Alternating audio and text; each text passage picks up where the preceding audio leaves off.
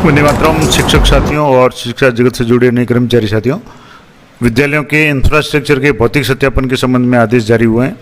क्या समय सारणी रहेगा, किस तरीके से मॉड्यूल में ऑनलाइन इंफ्रास्ट्रक्चर है वो एंट्री करनी है, किससे वेरीफाई होगा और कौन सी टीमें किस तरीके से काम करेगी, तो संपूर्ण जानकारी इसमें दी हुई है। तो कार्यालय निदेशक माध्यमिक शिक्षा बीकानेर की तरफ से समस्त जिला शिक्षा अधिकारी समस्त जिले को ये आदेश जारी किया गया विद्यालयों में इंफ्रास्ट्रक्चर के भौतिक सत्यापन के संबंध में।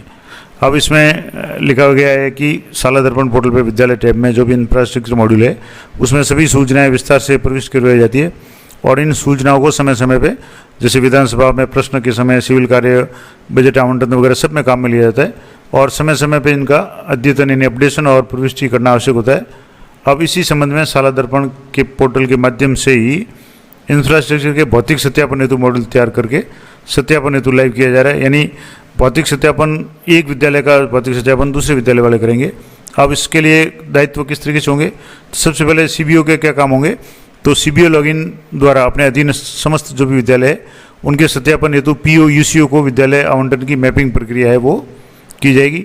यानी सबसे पहले सीबीओ कार्यालय के लॉगिन से विद्यालयवार एक विद्यालय के लिए किसी अन्य विद्यालय के जो भी संस्था प्रधान वगैरह है पीओ या यूसीओ है उनको चयनित किया जाएगा उस विद्यालय के भौतिक सत्यापन के लिए जो भी इंफ्रास्ट्रक्चर का मॉड्यूल है। और ये सारी जो मैपिंग की प्रक्रिया है वो 29 अगस्त 2025 यानी 2 दिन बाद में शुरू होकर के 4 सितंबर के मध्य संपन्न की जाएगी। यानी इस दौरान ये काम किया जाएगा और इस हेतु मॉड्यूल में पीओ यूसीओ विद्यालय के सम्मुख सत्यापनकर्ता पीओ या यूसीओ परिक्षेत्र का चयन किया जाएगा। यानी इस तरीके से पहले विद्यालय को सिलेक्ट किया जाएगा। मान लो कोई विद्यालय है, एक्स विद्यालय है, अब उस विद्यालय में कौन से पीओ उनका भौतिक सत्यापन करेंगे, तो जो भी ड्रॉप डाउन लिस्ट होगी उसमें से सीबीओ द्वारा किसी भी एक पीओ विद्यालय को सिलेक्ट किया जाएगा कि वो उस विद्यालय के लिए भौतिक सत्यापन करेंगे। इसी तरीके से प्रत्येक विद्यालय का भौतिक सत्यापन होगा और उसके लिए अलग कोई भी सीओ पीओ या ईसीओ है वो भौतिक सत्यापन करेंगे।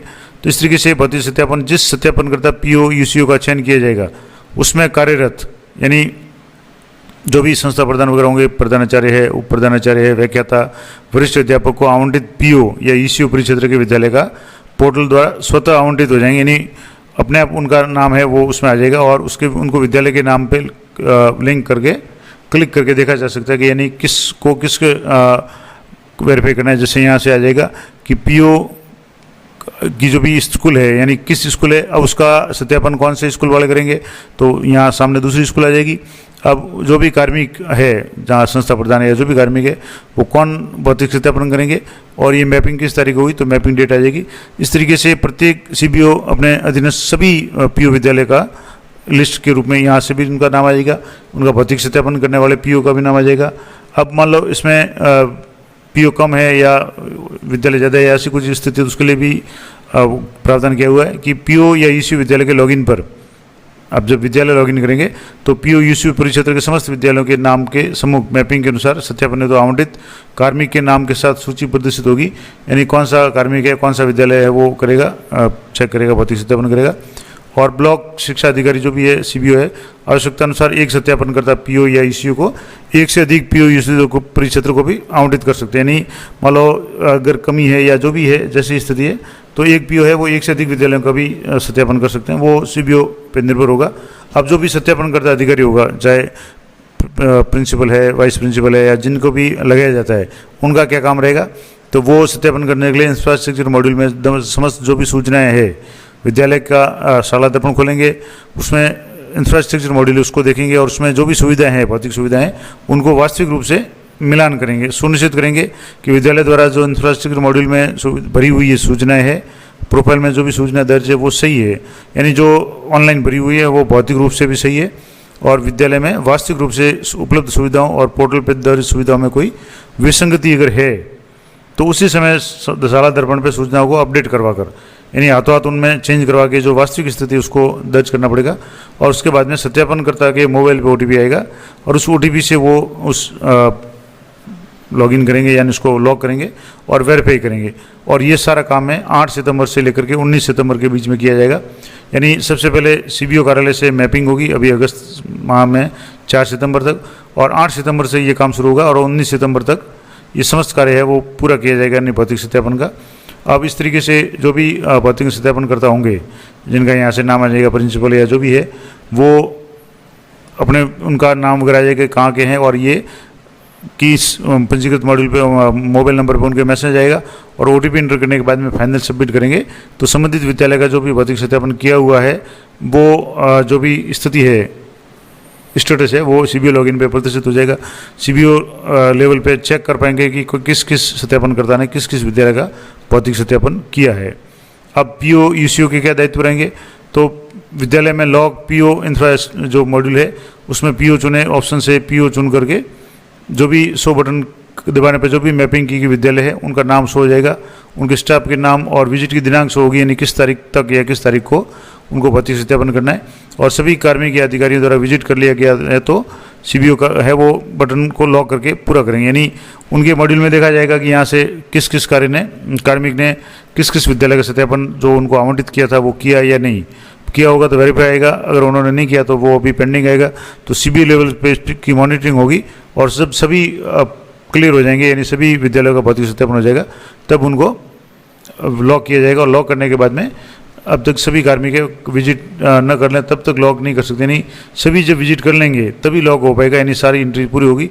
अब इसके लिए जो भी CBO कार्यालय से संबंधित इंचार्ज या सत्यापनकर्ता हो गए उनको संपर्क करके भी 8 तारीख से लेकर के 20 सितंबर के बीच में ये सारा काम किया जाना है।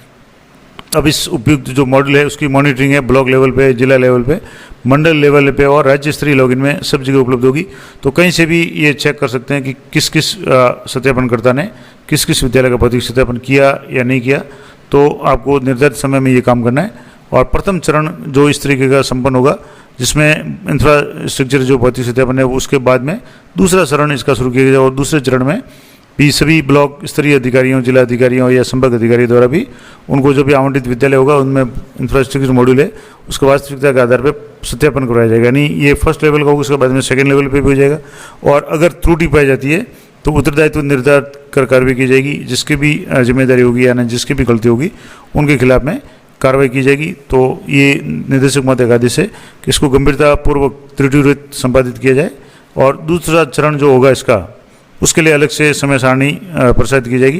तो ये जो पूरा आदेश है इसका सार ये है कि प्रत्येक विद्यालय के, यानी जो भी विद्यालय है खास करके PO अधीनस्थ विद्यालय, उनका भौतिक सत्यापन किया जाएगा। और इसके लिए जो भी मैपिंग का काम है, यानी कौन सा अधिकारी किस विद्यालय की भौतिक सत्यापन करेगा इंफ्रास्ट्रक्चर मॉड्यूल का, वो सारी मैपिंग है वो 29 अगस्त से लेकर के 4 सितंबर तक होगी।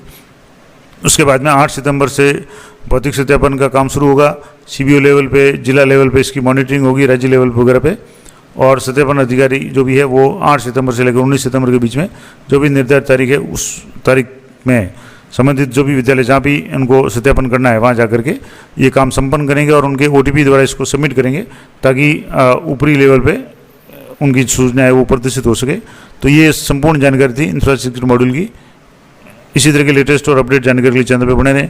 वीडियो अच्छा लगे तो उसको लाइक करें, और जैसे ही आप लाइक करेंगे हाइप का ऑप्शन आता है तो उसमें आपको हाइप दिस वीडियो पे क्लिक करके आपको वीडियो को हाइप करें।